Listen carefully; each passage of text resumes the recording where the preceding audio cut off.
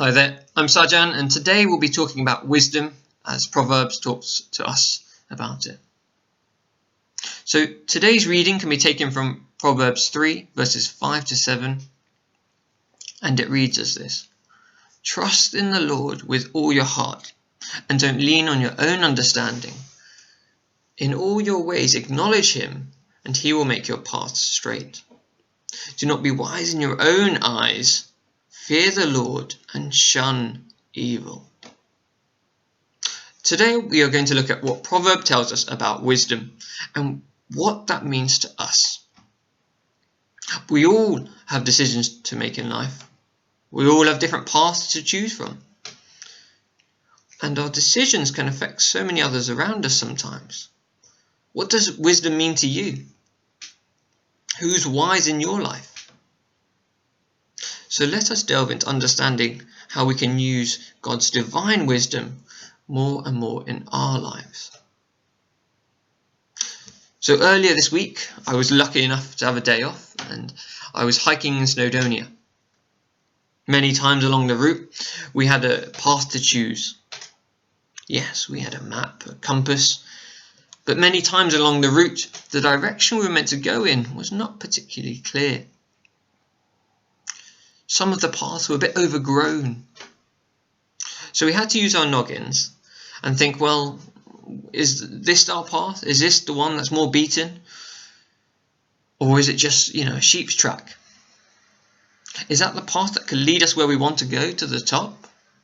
And we soon realized and understood the path more and more as we went along. Sometimes, however, decisions were forced because the only way was up, and we had to scramble the rocks to get to the summit. And I guess what became clear was that you might have all the tools you need, like the best hiking boots, a map, a compass. You might even have someone who's done the route before. But sometimes things can still miss our path, can make our directions blurred. And you need that wisdom to get through to the end and to get to the end of your journey. For example, in hospital for me, the main aim is to care for the patient. But it does take real wisdom at many different levels to care for the individual patient, but then also not to be tunnel visioned, to make sure we're caring for all of the patients as a collective, making sure we're really appropriate with what we're offering and able to do so to the best of our ability, but making sure we're making good use of the teams around us and making good use of the equipment around us. So it is important to remember that we might have all the equipment though in the world and all the intellect in the world, but if we don't use it wisely, it can so easily fall apart. As I think back to the times when COVID started, the pandemic in the UK, it was such a new thing. It was a pandemic, that hadn't hit countries like this in ages. We've got a good health system, but we didn't necessarily know straight away how to deal with it. Even now, we're still learning more and more about it. But it is obvious that because it's such a new virus, we didn't have the intellect and knowledge to deal with it straight away. But I guess what underpins it is actually global leaders, health leaders, had to use all of the resources at their fingertips in the wisest ways so that they were able to provide for their population, for their patients, to the best of their abilities. And as most days in their job, they had to demonstrate their wisdom. Now, today I wanted to bring across what Proverbs has to say about wisdom, which is a lot, so I'll give you a snippet. Sometimes we have words in the English language, but we connotate them differently, so things change over time. Before I was born, the word sick simply meant someone who was unwell, or maybe something they brought up after a dodgy takeaway. Whereas when I grew up, sick could also mean something amazing, something admirable. So therefore, generations have got different connotations with words, and with most words, things can change in a positive way, but also a negative way. So as we look at the word wisdom, what does that mean? Take a second to think of someone you would say they have lots of wisdom. Whether it's your parents, your grandparents, someone who taught you at school, someone at work. They've offered advice that has stuck with you. They've opened your eyes and you can't see it differently again. You can't look back, you only see it in this wiser way. And they just ooze good judgment calls. What I want to talk about is not just what wisdom is, but what the Bible tells us it is. What God wants us to understand wisdom to be.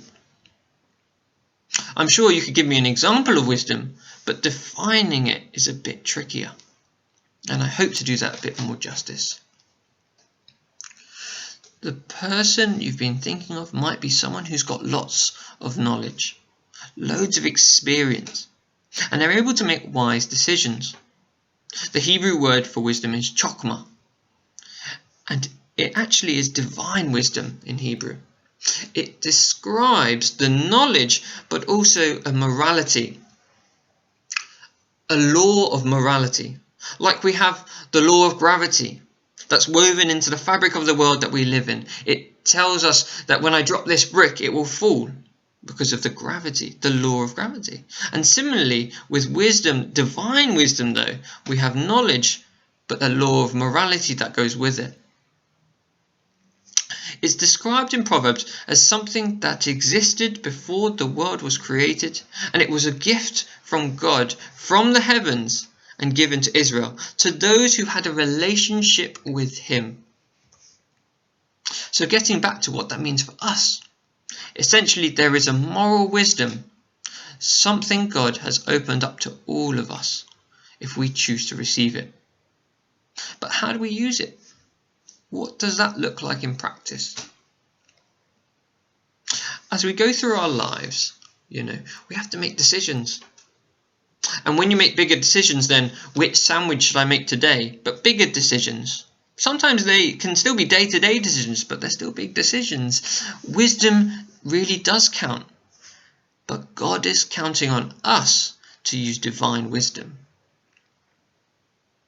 At some point, you might have to decide where to live, what job situation you want to be in a month, who to help, who to spend your time with, what to spend your money on. Sometimes there is conflict between what the world tells us would be the wise choice and what God's divine wisdom tells us is the right choice. Now in the Bible it talks about wisdom. It's not just knowledge, but it is a practical skill. We read one of the more well-known lines from the earlier chapters of Proverbs, as I said in the reading. Trust in the Lord with all your heart and don't lean on your own understanding.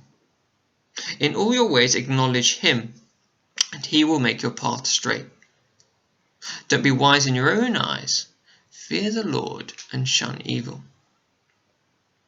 It's talking about how you can make decisions that seem right for you, that make sense for you, but you should always be suspicious of your motive. You should always check yourself against what God has told us is right and wrong. This is not easy, but we can start by reading the Bible, seeking his word, praying, learning more and more to understand the fear of the Lord in a very obvious scenario, understanding what God wants us to do. Like a child learning from his parent not to cross the road when cars are coming. As we understand why this is important, we reprogram ourselves to look for cars before we cross. So going back to wisdom in our day-to-day lives, you soon will be able to judge rightly in other scenarios that are more grey area, that are less explicitly explained in the Bible. You will have started to reprogram how you judge what you're doing, being accountable to yourself more and more. Proverbs 16 verses 2. All a person's ways seem pure to themselves, but the motives are weighed by the Lord. The motives are weighed by the Lord. So this is a trigger, Every time we can check that it sits well with this. Yes, I'm making the right decision and for the right reasons, using divine wisdom. So when we live our lives, when we see our friends, our family, our colleagues, we need to rest in God's wisdom, His teachings, so that we can use divine wisdom. We can make decisions based on the fear of the Lord and His law. When I go to work, for example, yes, my job is a doctor.